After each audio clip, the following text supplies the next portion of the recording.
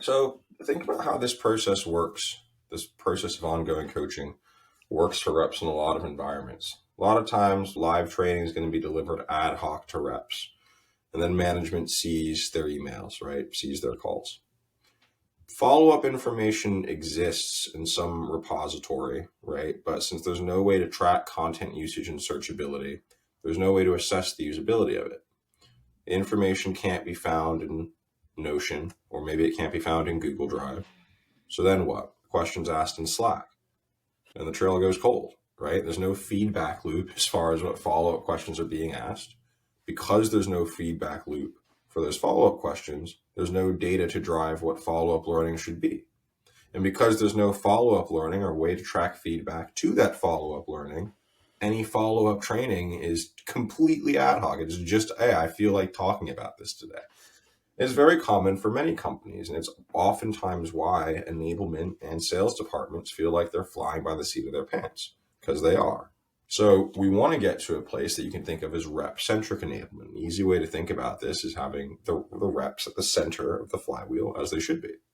So when live training is delivered, we know they're immediately going to hit the phones.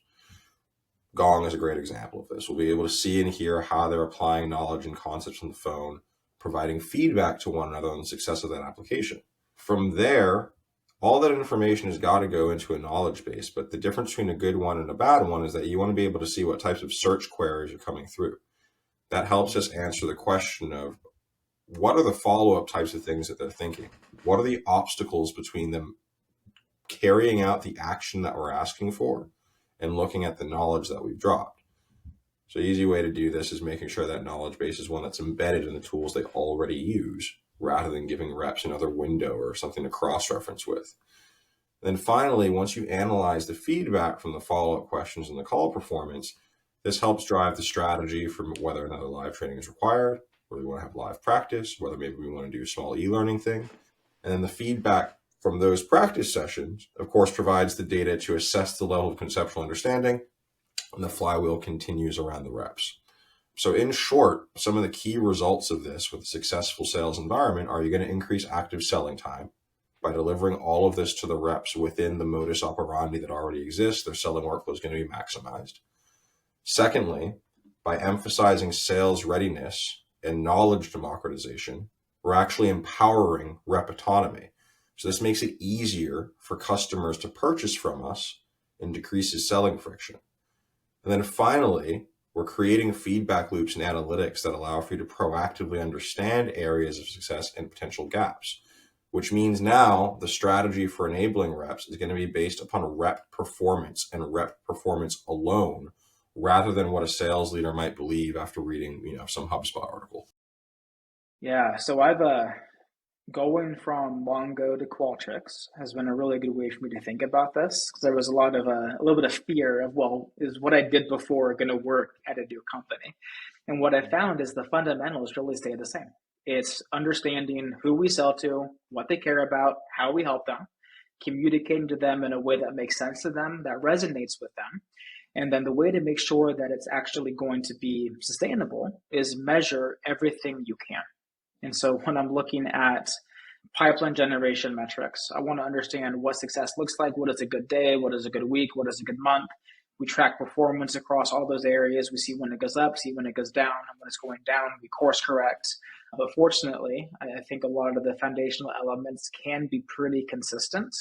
And then tweaks are made when we notice the slippage in the metrics. But if you're consistent in how you teach something, you're consistent in how you measure something, you will be able to pick up when something is going a little bit off kilter. And for you, do those fundamentals change depending on the size of the business, or like it doesn't matter? It's just fundamentals are fundamentals.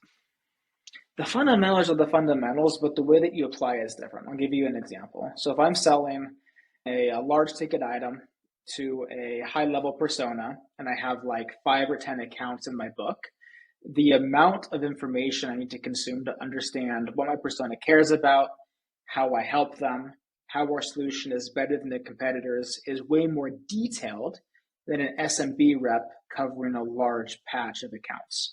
So for both reps, I'm going to teach them, hey, understand who you sell to, what they care about, how you help them. For the enterprise rep, we're going to go way deeper. We're going to master what they're currently doing to solve the problem, what their systems are, what the specific pains are, because we're going to have to be hyper targeted to break through the noise. To the SMB rep that's covering 2,000 accounts, we're not going to go do insanely detailed, in-depth account research on every account. We're not going to go look at a CFO's entire work history to find the perfect message. But we are going to find out at the industry level what is most likely going to resonate, what are most likely the pains they are facing. So the fundamentals remain the same. The application is very different depending on the size of the business you're targeting, the solution you're selling, and your general go-to-market approach.